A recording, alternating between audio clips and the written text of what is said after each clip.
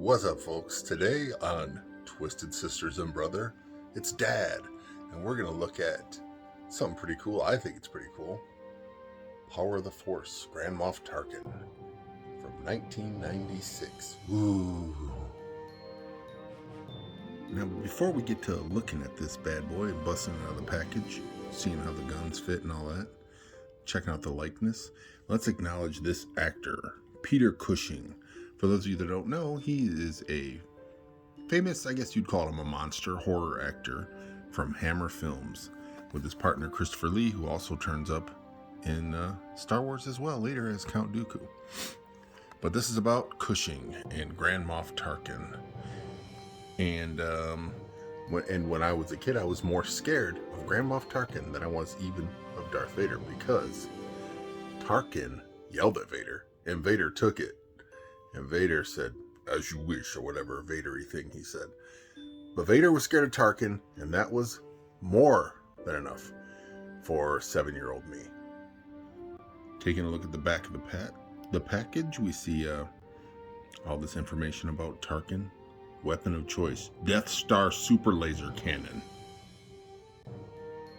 And we see all the other available ones. So Tarkin wasn't available in the initial run of Star Wars toys back in 1978, in the initial Kenner run. And that always intrigued me as a kid. I didn't understand why they wouldn't have him in there, but they'd have a couple other ones that they could have substituted for Tarkin, let's be honest here. Well, let's bust into it and see what we get. You see this never before offered in any Kenner collection. And that was true up until they did a couple releases of Tarkin recently. The vintage figures had Tarkin, and he was available in a game, which I bought so I could have the Tarkin figure. This one I'm opening because I want to put it next to my Count Dooku on my shelf. Count Dooku, of course, being Peter Cushing's buddy, Christopher Lee, as we talked about earlier. And he is unleashed from the package. Now we see the likeness. It's actually pretty good. It's not too bad. He looks like is he smiling? Because I'm not sure he ever smiled unless it was sarcastically at Leia or something like that. But it's not a bad likeness at all. It definitely got away better than some of the infamous Power of the Force figures. They know who they are. Tarkin does come with the Imperial issue blaster rifle. That's this one right here. And the pistol. Let's see if he can hold them.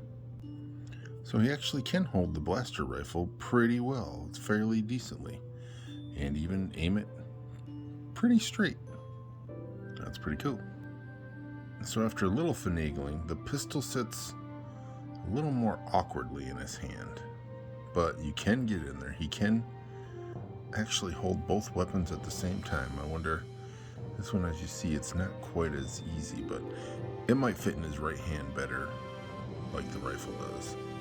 He can hold both weapons, so that's not something you can say about every vintage Star Wars figure, to be honest. Okay, after the old switcheroo, he does hold the pistol better in his right hand.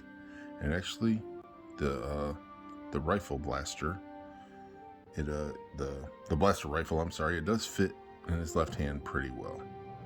So overall, yeah, he gets an A on the weapons. And as you see, he stands up well. He looks cool.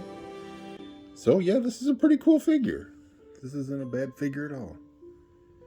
And Power of the Force 96 Grand Moff Tarkin, it's a win. And Mr. Nice Guy Peter Cushing, who played Grand Moff Tarkin, also a win. Thanks for watching the unboxing of Tarkin. Like and subscribe is something that we always say. Like and describe and subscribe, Vader.